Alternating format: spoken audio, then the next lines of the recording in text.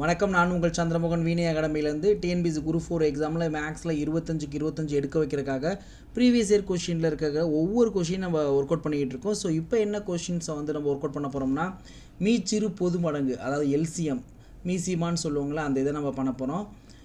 கொஷினில் கேட்டிருக்கான்.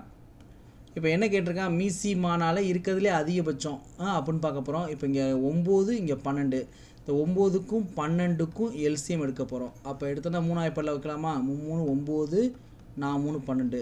அடுத்தது திருப்பி 3 ஆயப்படி எடுத்தால் 1, அடுத்தது 4 எடுக்க போகிறோம். ஏன்னா கீழே 1 வரையும் நம்ம பண்ணணுமா? ஸோ 4 எடுத்தால் 1. ஷார்ட்கட்லேயும் போடலாம், ஒன்றும் பிரச்சனை இல்லை. நம்ம எல்லா பேசிக்கும் தெரிஞ்சுக்கிறதுக்காக நான் பேசிக்காகவே வச்சு போடுறேன். ஸோ அப்போ இங்கே எல்சிஎம் என்ன? 3 × 3 9, 9 4 36. ஸோ அப்போ நம்பரில் 36 கிடச்சிருச்சு. அப்போ இந்த எழுத்துக்களில் பார்க்க போகிறோம். இங்கே 3A இருக்குது, இங்கே 2A இருக்குது. இருக்கிறதுலே அதிகபட்சம் தான் எல்சிஎம். அப்போ 3A தான் அதிகபட்சம். அடுத்த B, இங்கே 2B இருக்குது, இங்கே 2B இருக்குது. ஸோ காமனாக ரெண்டுலேயுமே B இருக்கிற B², அதனால் அப்படியே விட்டுறலாம்.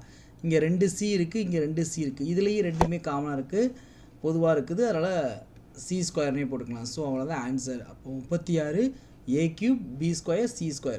இருக்கிறதுலே அதிகபட்சம் எல்சிஎம், இருக்கிறதுலே குறைஞ்சபட்சம் ஜிசிடி, அதாவது highest common factor, greatest common factor தான்.